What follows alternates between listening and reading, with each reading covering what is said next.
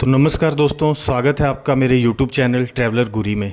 तो दोस्तों, आज के वीडियो में हम बात करने वाले हैं भारत के द्वारा बनाई जाने वाली अपनी खुद की बुलेट ट्रेन के बारे में, जिसकी स्पीड रहने वाली है 280 किलोमीटर प्रति घंटे के हिसाब से। तो दोस्तों, यहाँ पर एक सवाल और निकल करके आता है लोगों के मन में कि अगर भारत ऑलरेडी जापान से बुलेट ट्रेन खरीद रहा है तो फिर अपनी खुद की बुलेट ट्रेन बनाने की यहाँ पर क्या ज़रूरत है। तो दोस्तों, सारी बातें इस वीडियो में क्लियर होने वाली हैं। अगर आप हमारे चैनल पर नए हैं तो कृपया चैनल को सब्सक्राइब कर लीजिए, ताकि रेलवे से जुड़े हुए और भी आने वाले लेटेस्ट अपडेट आपको सबसे पहले टाइम टू टाइम मिलते रहें। तो चलिए दोस्तों, बिना समय को व्यर्थ किए आज के इस वीडियो को हम स्टार्ट करते हैं। तो दोस्तों, सबसे पहले हमें ये समझने की ज़रूरत है कि आखिरकार भारत को अपनी खुद की बुलेट ट्रेन बनाने की ज़रूरत क्यों पड़ी। अब दोस्तों, सबसे पहले तो हमें ये समझने की ज़रूरत है कि भारत में एक हाई स्पीड ट्रेन नेटवर्क की डिमांड काफ़ी लंबे समय से चल रही है, जिसके ऊपर ऑलरेडी काम भी चल रहा है। सरकार इसके लिए जापान से डील करके बुलेट ट्रेन लेकर के आई है भारत के लिए। जो भारत की पहली बुलेट ट्रेन चलाई जाएगी वो मुंबई से लेकर अहमदाबाद के बीच में चलाई जाएगी। अब दोस्तों, ये जो पूरा प्रोजेक्ट है इसको फाइनेंस कर रही है जापान की एक कंपनी। ये भारत को लोन प्रोवाइड करती है, जिससे ये सारा काम होता है, जैसे कि ट्रैक्स का काम हो गया, सिग्नल का काम हो गया, बुलेट ट्रेन के कोचेस हो गए, और रास्ते में जितने भी ब्रिज बनाए जाएंगे ये सारा काम वो कंपनी देखती है। क्योंकि दोस्तों, ये जापान की एक कंपनी है, लोन के ऊपर ये सारा काम होता है। जिससे होता क्या है, भारत सरकार को एक मोटी रकम इन कंपनियों को चुकानी पड़ती है। क्योंकि जब आप लोन के ऊपर कोई काम करवाते हैं तो आपको कंपनी की शर्तों के ऊपर काम करना पड़ता है। लेकिन अगर यही चीज़ भारत खुद बनाएगा, अपने खुद के घर में बनाएगा, तो उसके ऊपर कॉस्ट को काफ़ी कम किया जा सकता है। इसको आप एक एग्जाम्पल के तौर पर समझिए। अगर भारत एक वंदे भारत जैसी ट्रेन को 90 से लेकर 100 करोड़ के अंदर बना लेता है, तो जापान की जो बुलेट ट्रेन है उसके एक कोच की कीमत ही 90 से लेकर 100 करोड़ तक आती है। तो अब दोस्तों, ये जो सारा पैसा है ये कहाँ से आएगा।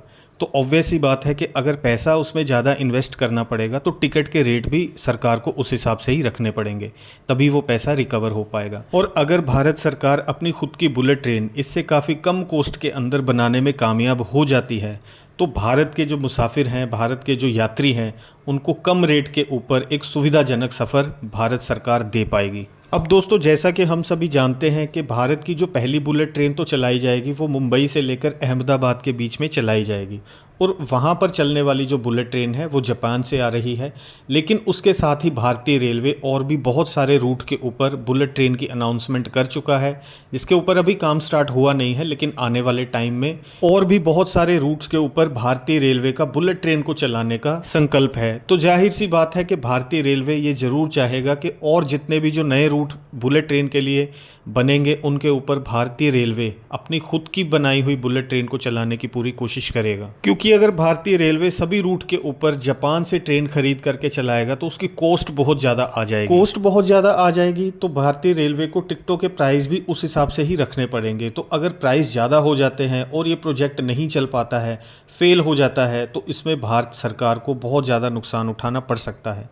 इसलिए भारत सरकार की ये कोशिश है कि आने वाले समय में अपनी खुद की बुलेट ट्रेन को जो है भारत के अंदर ही तैयार किया जाए। इससे भारत के अंदर बहुत ज़्यादा रोजगार भी पैदा होगा, और भारतीय रेलवे में सफ़र करने वाले यात्रियों को भी एक सुविधाजनक और तेज़ रफ्तार का सफ़र भारतीय रेलवे एक अनुभव करवा पाएगी अपने यात्रियों को। दोस्तों, एक रीज़न ये भी बताया जा रहा है भारत जो अपनी खुद की बुलेट ट्रेन बना रहा है उसके लिए, क्योंकि हर देश का अपना एक एनवायरनमेंट होता है। भारत अभी के लिए जो बुलेट ट्रेन ले रहा है वो जापान से ले रहा है, लेकिन जापान में जो वेदर कंडीशन है वो अलग होती है, और इंडिया में उसके कंपैरिजन में वेदर कंडीशन बिल्कुल अलग होती है।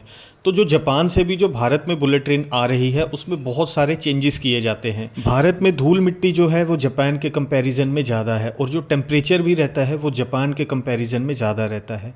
तो ट्रेन को उस हिसाब से बनाना पड़ता है, इन्वायरमेंट के हिसाब से, जिसके कारण लागत भी गाड़ी के ऊपर बढ़ जाती है।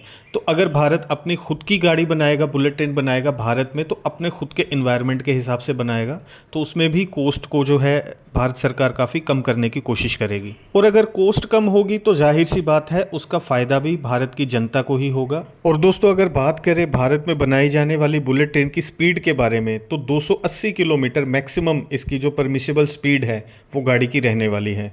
यानी कि जो रेलवे का सफ़र करने में अभी आपको 17 से 18 घंटे का समय लगता है, आने वाले समय में जब बुलेट ट्रेन स्टार्ट हो जाएगी तो यही समय आपका कम हो करके 12 से 13 घंटे हो जाएगा। दोस्तों, भारतीय रेलवे ऑलरेडी इस प्रोजेक्ट के ऊपर काम करना स्टार्ट कर चुका है। जैसे ही इस विषय में कोई और इन्फॉर्मेशन निकल करके सामने आएगी, मैं आपको फिर से वीडियो के माध्यम से सूचित कर दूंगा। तो दोस्तों, आज का ये वीडियो अगर आपको पसंद आए तो वीडियो को लाइक शेयर कमेंट्स जरूर करिएगा। वीडियो को यहीं पे एंड करते हैं। मिलता हूँ आपसे बहुत जल्द एक और नए वीडियो के साथ।